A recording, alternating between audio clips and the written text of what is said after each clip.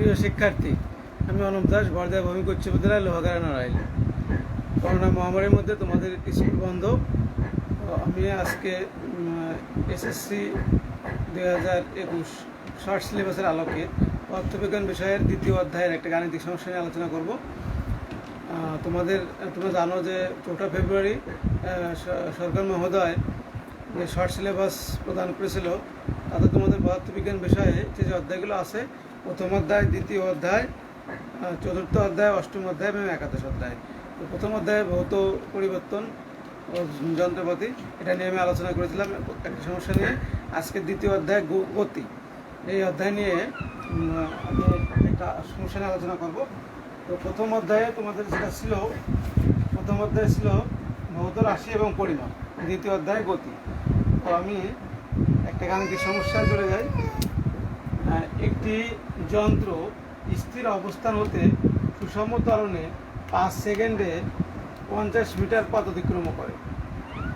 প্রশ্ন, এটা হচ্ছে তোমার উদ্দীপক, স্টিমুলাস। পথে প্রশ্ন, ত্বরণ কাকে বলে? সময়ের সাথে কোনো একটি বস্তুর বেগ বৃদ্ধির হারকে ত্বরণ বলে। যদি বেগ আবার হ্রাসও করতে পারে, সেক্ষেত্রে নেগেটিভ ত্বরণ বা মন্দন বলা হবে। বেগ হ্রাসের হারকে মন্দন বলা হবে। তাহলে এর একক হচ্ছে মিটার পার সেকেন্ড স্কয়ার। একক মিটার পাবলিক সেকেন্ড স্কয়ার, একক মিটার পাবলিক সেকেন্ড স্কয়ার। আচ্ছা, তারপরে মাত্রা,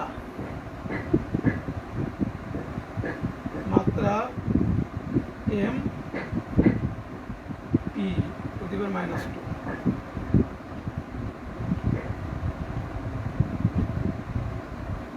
তাহলে বুঝতে পারছো যে প্রতি সেকেন্ডে বেগ বৃদ্ধির হারকে, প্রতি সেকেন্ডে বেগ বৃদ্ধির হারকে ত্বরণ বলে।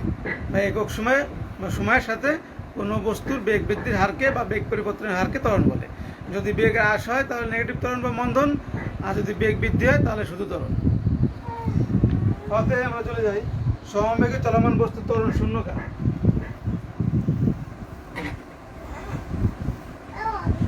সমবেগে চলমান বস্তুর ত্বরণ শূন্য কেন? সমবেগে চলমান বস্তুর ত্বরণ শূন্য কেন? সমবেগে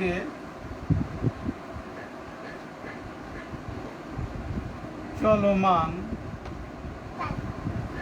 বস্তুর ত্বরণ শূন্য কেন? সমবেগে চলমান বস্তুর ত্বরণ শূন্য কেন? যদি কোনো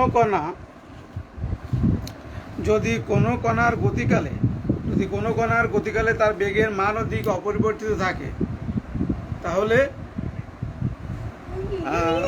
অর্থাৎ কণা যদি নির্দিষ্ট দিকে সমান সময়ে সমান দূরত্ব অতিক্রম করে, তাহলে বস্তুর বেগকে সমবেগ বা সুষম বেগ বলে। তাহলে যদি তোমার কোনো কণার গতিকালে তার দিকের পরিবর্তন না ঘটে বা বেগের পরিবর্তন না ঘটে, তাহলে তার বেগকে আমরা কি বলবো? সুষম বেগ। আচ্ছা, আবার বেগের পরিবর্তনের হারকে ত্বরণ বলে। অর্থাৎ ত্বরণ হয় অসম বেগের ক্ষেত্রে, কারণ অসম বেগের ক্ষেত্রে বেগের পরিবর্তন ঘটে, কিন্তু সমবেগের ক্ষেত্রে কোনো বেগের পরিবর্তন ঘটে না, তাই এক্ষেত্রে ত্বরণ থাকে না। এই কারণে সমবেগে চলমান কণার ত্বরণ শূন্য হয়। তাহলে আমাদের যে ত্বরণের সংজ্ঞা, যে সময়ের সাথে কোনো বস্তুর বেগ বৃদ্ধির হারকে ত্বরণ বলে। এখানে বলা হচ্ছে সমবেগে কোনো বস্তুর ত্বরণ, সমবেগে চলমান বস্তুর ত্বরণ। তাহলে সমবেগে যেহেতু কোনো বস্তু তোমার গতিশীল হচ্ছে, তাহলে সময়ের সাথে বেগের পরিবর্তন এখানে হচ্ছে না, তাহলে সমবেগে চলমান বস্তুর ত্বরণ অবশ্যই শূন্য হবে। তাহলে এখানে এক্ষেত্রে সংজ্ঞা দিয়ে আমরা এটাকে কাউন্টার অ্যাটাক করতে পারি। তাহলে সংজ্ঞার সাহায্যে আমরা এটাকে কাউন্টার করব, অ্যাটাক করব। তাহলে কীভাবে? যে ত্বরণ কাকে বলে? সময়ের সাথে কোনো বস্তুর বেগ পরিবর্তনের হারকে ত্বরণ বলে। যেহেতু সমবেগে চলমান কোনো বস্তুর বেগের পরিবর্তন ঘটে না, তাই সময়ের সাথে কোনো বস্তুর সমবেগে চলমান কোনো বস্তুর ত্বরণ শূন্য। ক্লিয়ার কথাটা? তাহলে তোমরা এইভাবে প্রশ্নটার ব্যাখ্যাটা লিখে দেবা। তাহলে আমি আর এটা লিখলাম না। এবার আমরা চলে যাই গোয়াতে।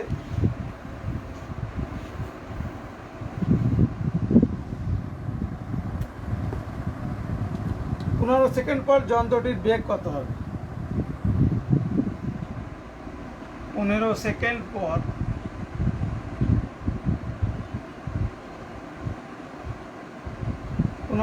পর যন্ত্রটির 15 সেকেন্ড পর যন্ত্রটির বেগ কত হবে? বেগ কত হবে? তাহলে এখানে আমাদের কি কি দেওয়া আছে? এখানে বস্তুর আদি বেগ u equal to 0 metre per second. তাহলে আদি বেগ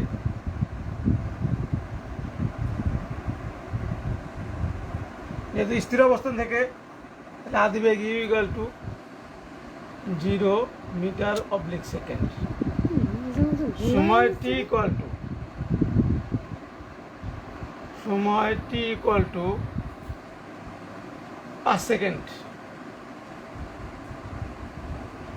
সময় t equal to 5 second. 15 second পর যন্ত্রের বেগ কত হবে? তো এখানে আমাদের 5 সেকেন্ডে 50 মিটার পথ অতিক্রম করে। তাহলে আমাদের এখানে সময়টা আমরা ধরে নিলাম 5 সেকেন্ড। তাহলে আমরা ত্বরণটা আগে বের করতে হবে। 5 সেকেন্ড। অতিক্রান্ত দূরত্ব এস ইকুয়াল টু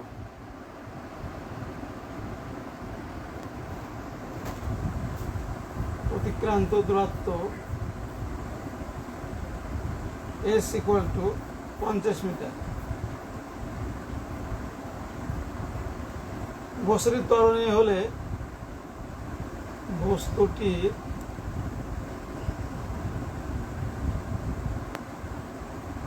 ত্বরণ এ বলে, তাহলে আমরা জানি কি s equal to UT plus 1/2 a t square, বা এস এর মান আছে তোমার 50 গুণ ইউর মান 0, তাহলে এখানে 0 হয়ে যাবে, প্লাস 1/2 এ ইন্টু টির মান 5 স্কোয়ার, বা 50 ইকুয়াল টু 1/2 এ গুণ 25, আর 5 স্কোয়ার করলে 25, বা এখানে দুই যদি আমরা গুণ দিয়ে দিই তাহলে হবে তোমার এখানে 25 তাহলে 50 দোকানে 100 ইকুয়াল টু 25, বা এ ইকুয়াল টু 4 × 100। তাহলে এর মান আমরা পেয়ে গেলাম 4 মিটার পার সেকেন্ড স্কোয়ার। তাহলে ত্বরণ এ ইকুয়াল টু, আমরা এখানে একক কোথাও বসাই নাই, তাহলে আমরা এখানে লাস্টে লিখলাম যাতে ত্বরণ এ ইকুয়াল টু 4 মিটার, ত্বরণের একক মিটার পার সেকেন্ড স্কোয়ার, তোমরা জানো।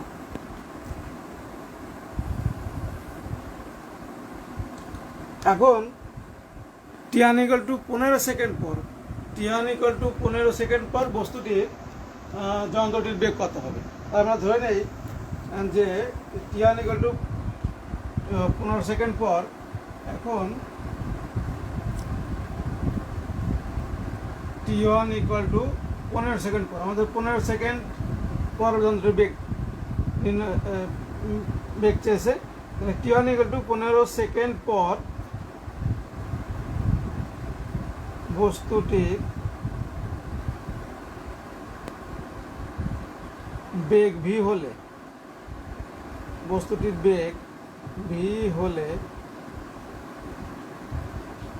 V equal to u plus a t one, বা ভি ইকুয়াল টু ইউ এর মান 0 প্লাস এর মান 4, টি1 এর মান 15, অর্থাৎ ভি ইকুয়াল টু 4 15 60। তাহলে নির্ণয় বেগ 60 মিটার পার সেকেন্ড, এটাই অ্যান্সার। তাহলে 15 সেকেন্ড পর বস্তুটির বেগ 60 মিটার পার সেকেন্ড। কঠিন? আশা করি কোনো কঠিন বিষয় না, খুবই সহজ। তাহলে এখানে দুটো সূত্র ব্যবহৃত হয়েছে, s equal to UT plus half এটি স্কোয়ার, একটা সূত্র ব্যবহার করতে হবে, আর একটা হচ্ছে বেগ v equal to u plus a t, এই দুটো সূত্র ব্যবহার করে আমরা এর সমাধানটা খুব সহজে করতে পারি। আশা করি তোমরা বুঝতে পেরেছো। এবার আমরা ঘরতে চলে যাই।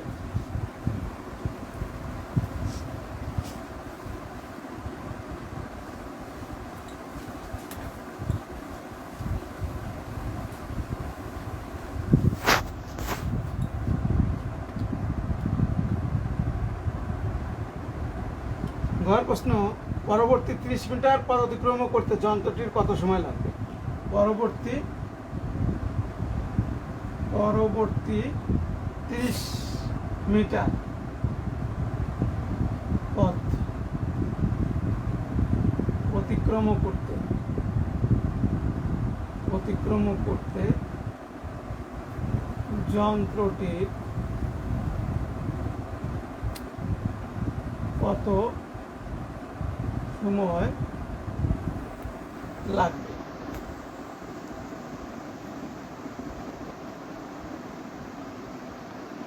গাণিতিক বিশ্লেষণের মাধ্যমে দেখো। গাণিতিক বিশ্লেষণের মাধ্যমে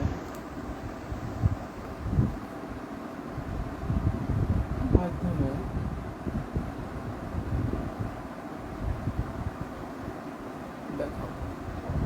তাহলে সমাধান,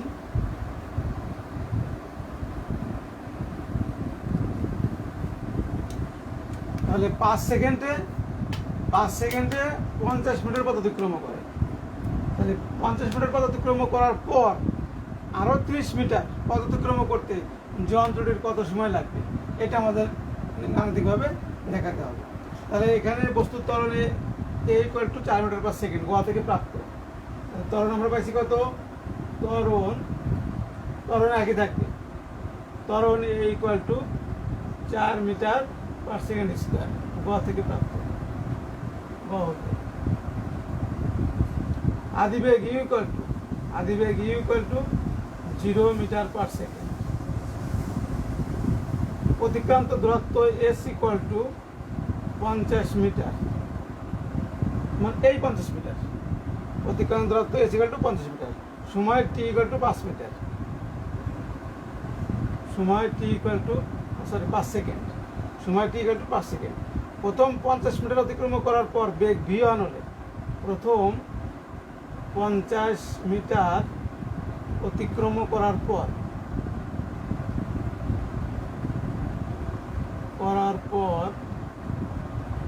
বেগ v1 হলে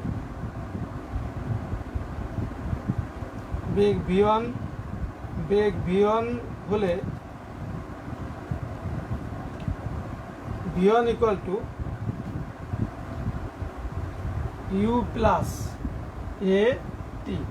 v1 = u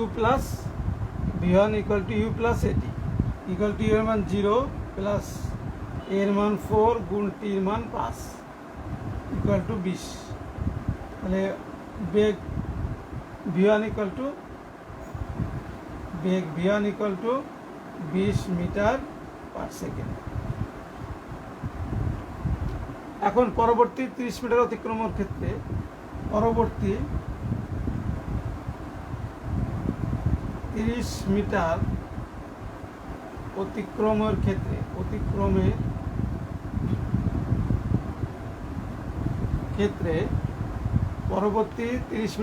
ক্ষেত্রে আদিবেগ v1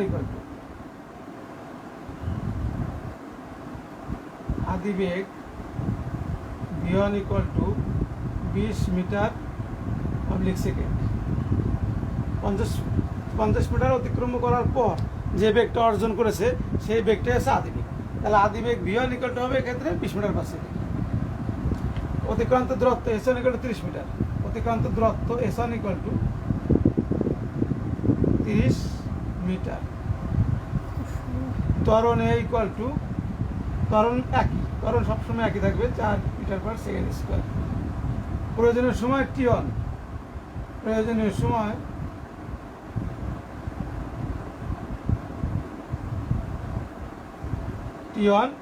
= হট।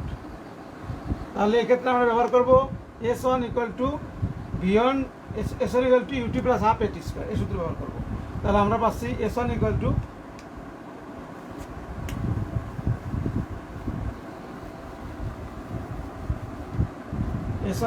আমরা জানি s1 প্রয়োজনীয় অতিক্রান্ত দূরত্ব s1 = u এর পরিবর্তে আমরা দেবো v1, s = ut plus half at square। সূত্র হচ্ছে s = ut plus half at square। তাহলে u এর পরিবর্তে আমরা লিখলাম v1 আর টির প্রয়োজনীয় সময় t one, v one t one plus 1/2 এই আছে টি ওয়ান স্কোয়ার, বা এস ওয়ানের মান কত 30 মিটার। আদিবেগ ভি ওয়ান ইকুয়াল টু আমরা নির্ণয় করেছি আগেই, v one equal to 20 metre. সময় টি ওয়ান ইকুয়াল টু আমাদের নির্ণয় করতে হবে, প্লাস 1/2 এর মান 4 গুণ টি ওয়ান স্কোয়ার। এখানে শুধু টি ওয়ানই আছে আর কিছু নাই, তাহলে বা 30 equal to 20 T one plus এখানে কাটাকাটি করলে 2 টি ওয়ান স্কোয়ার, বা দুটো ভাগ করে দিই 15 equal to 10 t one plus T one square, বা 0 equal to T one square plus 10 t one minus 15। তাহলে দ্বিঘাত সমীকরণে চলে আসছে আমাদের। দ্বিঘাত সমীকরণের সমাধানটা আমাদের করতে হবে, বা t one square plus 10 t one minus 15 equal to 0। তাহলে আমাদের সূত্রটা কী ছিল? A x square plus b x plus c equal to 0 হলে x equal to minus b plus minus root over b square minus 4ac divided by 2a। তাহলে এখান থেকে আমরা টিয়ান নির্ণয় করি, অতএব t one equal to minus b মানে এখানে -10 plus minus root over b square মানে 10 স্কোয়ার মাইনাস 4 ইন্টু এর মান 1, সির মান -15 ডিভাইডেড বাই 2a 2 ইন্টু 1, বা t one equal to -10 plus minus root over 100 minus সে মাইনাসে প্লাস মাইনাস গুণ মাইনাস প্লাস 4 গুণ 15 60 বাই 2, বা t one equal to -10 plus minus root over 160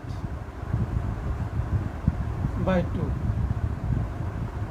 বা t one equal to -10 plus minus 160 লেখা যায় 40 গুণ 4 16, 40 গুণ 4 2 রুট ওভার 10 2 রুট ওভার 16 গুণ 10 লেখা যায়, তাহলে 160 লেখা যায় 16 গুণ 10 বাই 2,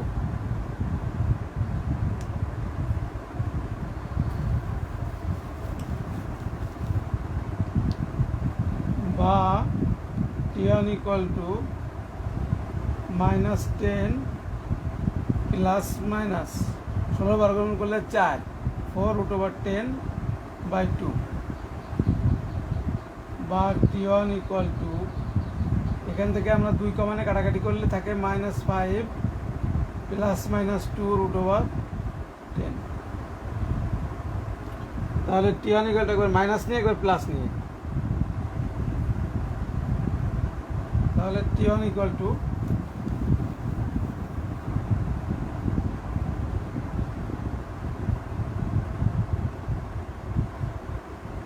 বা t one equal to -5 plus 2 root 10 plus নিয়ে,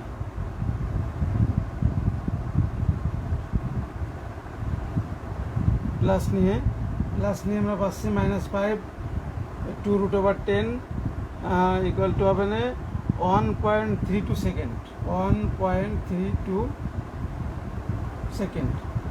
আচ্ছা, এটা প্লাস নিয়ে আবার t one equal to -5 minus 2 root over 10, এটা মাইনাস নিয়ে ইকুয়াল টু হবে মাইনাস 11.32 মাইনাস 11.32 যা গ্রহণযোগ্য নয়, যা গ্রহণযোগ্য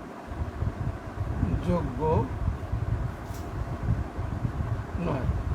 কেননা ঋণাত্মক মান এখানে সময় অবশ্যই নেগেটিভ হবে না, সময়ের মান ঋণাত্মক হতে পারে না, তাই মাইনাস 11.32 এটা গ্রহণযোগ্য নয়। তাহলে আমাদের অ্যান্সার হচ্ছে, অতএব অ্যান্সার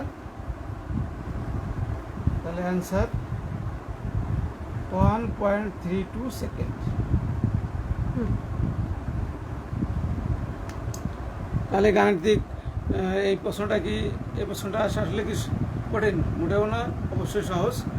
এখানে শুধু তোমাদের সূত্র ব্যবহার করতে হবে, যে তিনটা সূত্র ব্যবহার করতে হবে। V equal to u plus at, s equal to UT plus half এটি স্কোয়ার, আর দ্বিঘাত সমীকরণে x square plus b x plus c equal to 0 হলে এক্স এর মান minus b plus minus root over b square minus 4ac divided by 2ac। এই তিনটে সূত্র ব্যবহার করলে তুমি গাণিতিক সমস্যার সমাধান করতে পারবে। আর কি কি দেওয়া আছে সেটা চিন্তা করি, যে আমার 50 মিটার অতিক্রম করার পর আমার যে বেগটা পাবো, সেই বেগটাই হবে পরবর্তী 30 মিটার হিসাব করার ক্ষেত্রে আদি বেগ। এই জিনিসটা তোমার মাথায় রাখতে হবে। এই জিনিসটা মাথায় রেখে এই সমস্যাটার সমাধান করলে, চিন্তা করলে তুমি সমস্যার সমাধানটা বের করতে পারবে। তো আজকে এই পর্যন্তই, ধন্যবাদ। আর সবাই এই করোনার মধ্যে বাড়িতে থাকবে, পড়াশোনা চালিয়ে যাবে, স্বাস্থ্যবিধি মেনে চলবে, বাইরে আসলে অবশ্যই স্বাস্থ্যবিধি অনুসরণ করবে, মাস্ক ব্যবহার করবে, বাইরে থেকে আসলে অবশ্যই সাবান দিয়ে হাত ধোবে বারবার করে, আর জীবনকে ভালোবাসতে হবে, মাদক থেকে দূরে থাকতে হবে। সবাইকে ধন্যবাদ। আজকে পর্যন্ত, পরবর্তী দিনে আমরা 4th অধ্যায়ের একটা গাণিতিক সমস্যা নিয়ে হাজির হব। সে পর্যন্ত সবাই ভালো থাকুন।